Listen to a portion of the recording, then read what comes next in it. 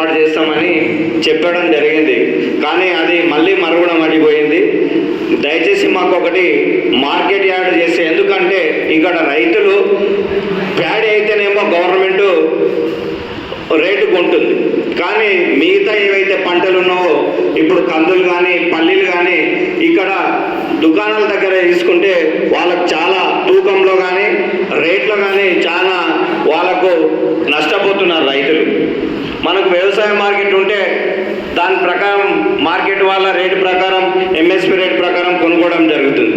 కానీ ఇక్కడ దళారుల దగ్గర పోవడం వల్ల చాలామంది ఇక్కడ మా దగ్గర మేడం దాదాపు ఒక 100 దాకా ఈ దళారుల దుకాణాలు ఉంటాయి ఇక్కడ. అంటే చిన్న లైసెన్స్ తీసుకొని వాడు ఇట్లా గోళంలాగా ఏర్పాటు చేసుకుంటాడు. ఇవన్నీ ఒక క్వింటాల్ కాడ దగ్గర 3-4 కిలోలు షార్టేజ్ చేసే ప్రమాదం ఉంది మేడం. తూకం చేసేటప్పుడు వాడి రేటు కూడా వాని ఇష్టానుసారంగా ఎంత వస్తే అంత తీసుకునే పరిస్థితి ఉంది. ఇక్కడ చుట్టుపక్కల అంటే మా మండలంలో కాకుండా ఇక్కడ మాకు పక్కనే దౌలతాబాద్ ఉంది, ఇటు పక్క దామరగిద్ద ఉంది. వీళ్ళందరూ కూడా మా మద్దూరుకి వస్తారు. మద్దూరు హెడ్ క్వార్టర్ అందరూ కూడా ఇక్కడ మార్కెట్ చేసుకోవడానికి ప్రతి వ్యవసాయానికి సంబంధించిన ప్రతి గింజలు కూడా ఇక్కడ తీసుకోవడానికి ఆస్కారం ఉంది. రైతులు చాలా నష్టపోతున్నారు. కాబట్టి దయచేసి మేము ఈ విషయం గౌరవ ముఖ్యమంత్రి గారికి కూడా చాలాసార్లు నేను చెప్తే వాళ్ళు భూమి చూడమని చెప్పారు.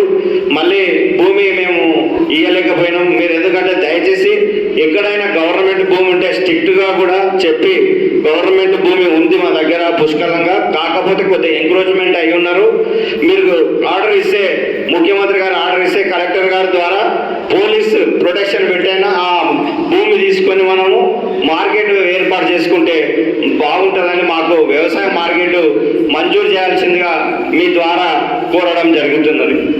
అదేవిధంగా మాకు ఇక్కడ దాదాపుగా 916 మెంబర్షిప్ ఉంది సార్. మాకు వేరే సొసైటీలో మా ఉప్పునింతల అనే ఒక సొసైటీ ఉంది. ఆ ఉప్పునింతల సొసైటీ వాళ్ళు స్వతహాగా నాబార్డు ఫండ్స్కి వెళ్ళి రైస్ మిల్లు నడుపుతున్నారు. అయితే ఆ రైస్ మిల్ అంటే చాలా వడ్డీ ఇంట్రెస్ట్తో ఉంటుంది సార్. అది రైస్ మిల్ వాళ్ళే అంటే ట్యాక్స్ వాళ్ళే నాబార్డుకు ఇంట్రెస్ట్ కట్టాల్సి ఉంటుంది, ప్రతి నెల ఈఎంఐ కట్టాల్సి ఉంటుంది. మాకు ముఖ్యమంత్రి గారు ఉన్నారు కాబట్టి మాకు సబ్సిడీ ద్వారా మాకు ఈ రైస్ మిల్లు మా ట్యాక్స్కు ఒకటి రైస్ మిల్లు మంజూరు చేయాల్సిందిగా మీ ద్వారా కోరుతున్నాము. ఎందుకంటే మేము ఆ రైస్ మిల్ ద్వారా ఇక్కడ రైతులు రైస్ మిల్లర్స్ లేక రైస్ మిల్లులు పండినటువంటి గవర్నమెంట్ కొన్న ప్యాడీని దింపుకోలేదు సార్ మొన్న చాలా మంది రైస్ మిల్ వాళ్ళు.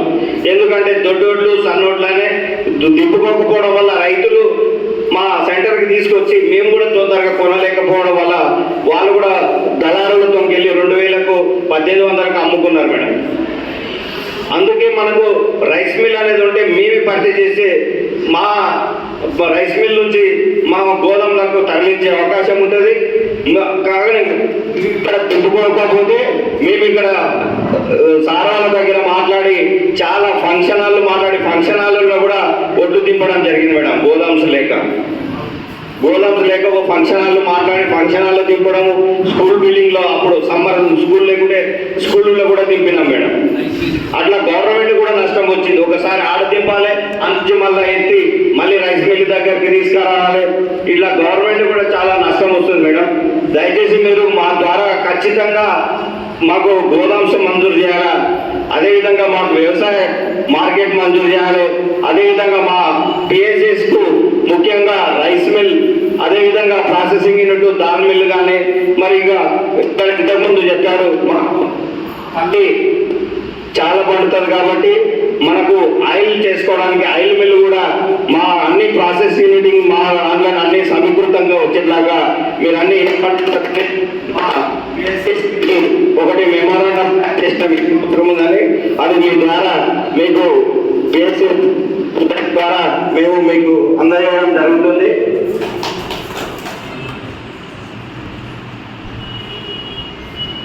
దయచేసి మీరన్నీ కూడా మేము చెప్పినవన్నీ కూడా మేము చెప్పినవి కొద్దిగా ఎక్కువ బడ్జెట్ కావచ్చు, కానీ మేము చాలా కష్టాల్లో ఉన్నాం. మేము కర్ణాటక బార్డర్లో ఉన్నాము. మాకు ఎలాంటి ఇక్కడ డెవలప్మెంట్ లేదు. ఇప్పుడిప్పుడే మాకు రోడ్ సౌకర్యాలు కానీ మా ముఖ్యమంత్రి అయిన తర్వాతనే రోడ్లు కూడా ఇప్పుడే బాగుపడుతున్నాయి. కాబట్టి మీరందరూ దయచేసి మీరు వచ్చినటువంటి పెద్దలందరూ కూడా నమస్కరిస్తున్నా. మేము అడిగినవన్నీ కూడా ఏ ఒక్కటి కూడా కాదనకుండా, మరి ముఖ్యంగా కూడా ఇక్కడ అందరూ కూడా రైతులు చాలా పూర్గా ఉన్నారు. మీరందరూ మేడం చెప్పారు, అందరికీ కూడా డైరీ ఫార్మ్స్ ప్రతి ఒక్క ఇంటికి ఈ మనకు బర్రెలు కానీ ఆవులు కానీ ఇవ్వాలి మేడం. ఈ స్కీమ్ గతంలో కూడా అక్కడ మన గారి కాన్ఫరెన్స్ లో ఇవ్వడం జరిగిందని తెలుసు మాకు. మా కాన్ఫరెన్స్ లో కూడా ప్రతి విలేజ్ లా ప్రతి కుటుంబాన్ని కూడా ఈ పేడ ఇవి ఇవ్వాలి. అదేవిధంగా గౌరవ ముఖ్యమంత్రి గారు ఉదయమే పాలు కార్యక్రమం ఇస్తున్నారు కాబట్టి ఇక్కడనే పాలు కొనడానికి ఒక విజయ డైరీ ఫామ్ కూడా ఏర్పాటు చేయాలి. మరి ఆవులు ఇచ్చినాక పాలు ఎవరు కొనకపోతే వేస్ట్ అవుతుంది కదా మేడం. అందుకే ఒక డైరీ కూడా ఇక్కడనే ఏర్పాటు చేసి మాకందరికి ప్రతి కుటుంబానికి కూడా బర్రెలు కానీ ఆవులు కానీ ఇచ్చేట్లాగా ఏర్పాటు చేస్తారని కోరుకుంటూ మీకు అందరికీ ధన్యవాదాలు తెలుపుకుంటున్నాను. ఎక్కువగా మీరు చాలా సంతోషకరమైన విషయం ఏంటంటే డైరీ యానిమల్స్ అడుగుతున్నారు. ఆ డైరీ యానిమల్స్ కూడా మేము ప్రపోజల్లో ఇంక్లూడ్ చేస్తాం. ఎందుకంటే డైరీ చాలా మంచి ఎంటర్ప్రైజ్. ఎందుకంటే సాయిల్ హెల్త్ అంటే నేల ఆరోగ్యం కూడా చాలా మెరుగుపడుతుంది, ఉత్పాదకత పెరుగుతుంది. మన భవిష్యత్తు తరాలకు మంచి నేలని ఇచ్చిన వాళ్ళం అవుతాం కనుక తప్పకుండా మేము డైరీ యూనిట్స్ ప్రతి ఇంటికి కొన్ని యానిమల్స్ ఇచ్చేటట్టుగా అట్లయితే ప్రపోజల్లో మేము ఇంక్లూడ్ చేస్తాము. చాలా అన్ని గ్రామాల నుండిగా అన్ని మేము వెళ్ళిన ప్రతి మండలంలో నుండి ప్రతి రైతు అది మాకు అడిగాడు. అంతేకాకుండా ఇప్పుడు డిఆర్డిఏ నుండి వాళ్ళు సెర్ప్ నుండి కూడా వాళ్ళు ఫామ్ పాండ్స్ అన్నవి మీకు కట్టిస్తున్నారు. దాంట్లో ఫిషరీస్ అనే కాంపోనెంట్ కూడా మీరు ఇంక్లూడ్ చేసుకొని కూడా ఇంకా మేము వేరే ఎఫ్పిఓస్తో మాట్లాడినప్పుడు వాళ్ళు ఆ ఫామ్ పాండ్స్లో ఫిషరీస్ అంటే చేపలు వేసి కూడా వాళ్ళు అధిక కొంచెం ఇన్కమ్ వాళ్ళు జనరేట్ చేస్తున్నారు. సో అట్లా మీరు కూడా ఆలోచించుకొని మీరు ముందుకు వెళ్ళాలని దానికి కావాల్సిన ప్రపోజల్స్ ఇప్పుడు మీరు చెప్పారు. ఇంకేమైనా మీరు యాడ్ చేయాలనుకుంటే సంబంధిత అధికారుల ద్వారా మాకు ప్రపోజల్స్ పంపిస్తే మేము వాటిని కూడా ఇంక్లూడ్ చేసి గవర్నమెంట్కి మేము రిపోర్ట్ సబ్మిట్ చేస్తాం. పండించిన ధాన్యాన్ని నిల్వ ఉంచుకోవడానికి ప్రధానంగా వారికి మాకు వ్యవసాయ గోదాం లేకపోవడం. సో వ్యవసాయ గోదాం లేకపోవడం వల్ల ఏమవుతుంది, వర్షం వస్తుందో ఏమొస్తుందో పండిన ధాన్యాన్ని వెంబడే అగ్గసంగా అంటే తక్కువ ధరకైనా కానీ అమ్ముకోవాలి. స్టోరేజ్ కెపాసిటీ ఉంటే మంచి గిట్టుబాటు ధర వచ్చేంత వరకు దాన్ని నిల్వ ఉంచుకొని మంచి ధర వచ్చినప్పుడు అమ్ముకొని 10 రూపాయలు లబ్ధి పొందామనే ఆలోచన ఉన్న ఇక